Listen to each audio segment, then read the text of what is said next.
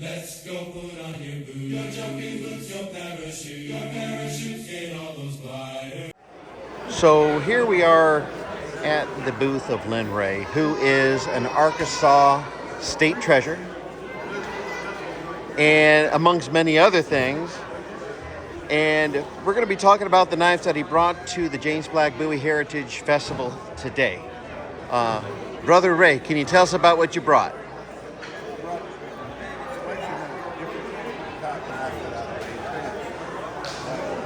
One of them is this little Bowie knife. He's got about a 7-inch blade, carbon steel with arrangement of fittings.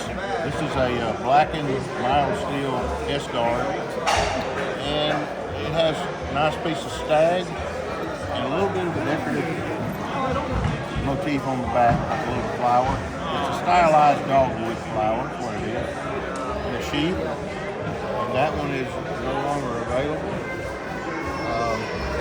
Thankfully, we've had a pretty good show this time. And a lot of my knives that I brought have already been spoken for. And I did sell a few knives here that are now gone. They're not here.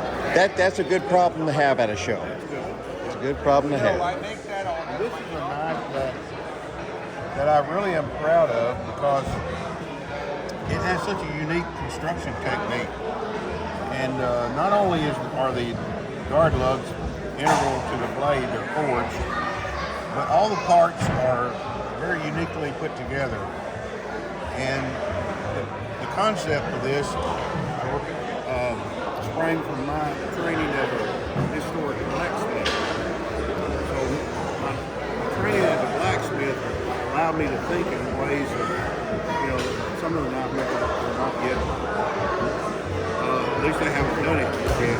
So that training, combined with my stubbornness and determination, it enables me to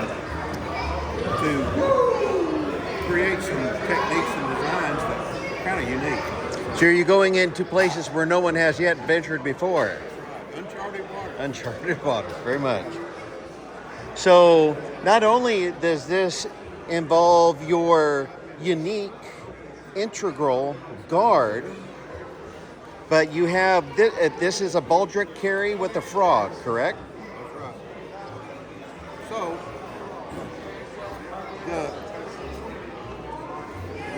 logic behind this carry is so that you can do some hands-free work, and if you need to get in and out of your wagon or your truck, pick up or whatever, you can actually just lift the sheath out and set the whole arrangement aside, at least the heavy part, and then you're okay sitting in the truck seat without gouging yourself in the ribs or the seat or anything like that. And you can hop out of the truck and put it back in place. I'm a very big fan of that concept. Yeah, it kind of rides under your arm. If you were a bow hunter, for instance, I like to bow hunt, traditional bow hunt. Both hands are free. It doesn't interfere with the string or the quiver or anything like that. So this is a really good setup. It's a really good setup. And the whole knife and sheath is designed to be together. In fact, this frog button is made from the same materials as the handles on the knife.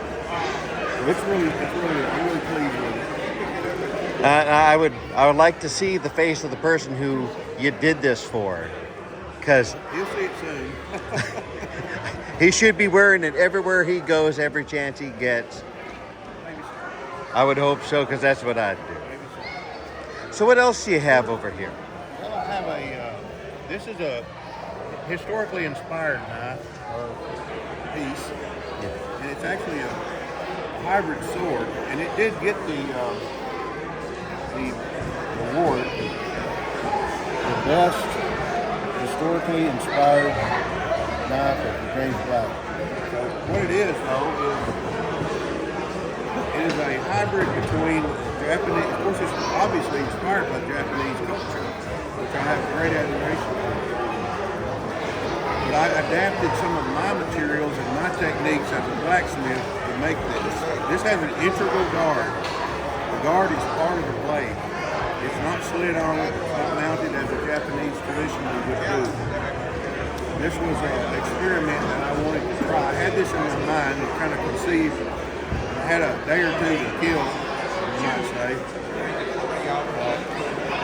And so I got out there, and when I saw that what the direction it was going, normally I work by a carefully planned outline, and I work toward the goal, a design, a particular design. This one I knew was going to have to be flexible, but I didn't know what this. I knew I was going to try to create an integral guard in the middle of a bar of steel, a bar of blade steel. I didn't know if I could do it. So I took my time, was really careful, I thought about it, I stopped and rested, I went back to work. Anyway, when I accomplished this, then I knew, I saw what the knife was going to need to be. It was revealing itself to you. It was, and I'm not a big fan of that kind of approach. I'm not, actually. I like to plan and follow plans. But this one was, like I said, an experiment. But when I saw what it could be, I kind of got excited about it. And I knew what I needed to do. So I began working on it. I had the whole thing in my mind, made me some notes, and created a plan based upon what I'd done that first day. So again, it's not technically traditionally correct as a Japanese wakizashi. It's not. But it's very, very usable, very well balanced.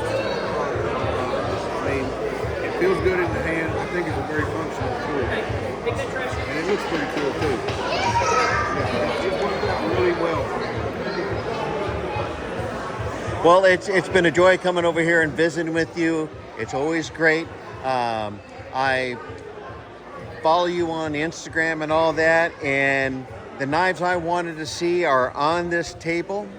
Thank you so much. I hope to get to see you again soon, and have a nice day. Thank you. Oh, Lin, before I go, how do we get a hold of you? You can contact me at lwrhea2@windstream.net, or you can find me on Instagram at Lin_Ray_knife maker, or on Facebook by my name, Lin Rhea. And with that, now we can say, have a nice day. We will,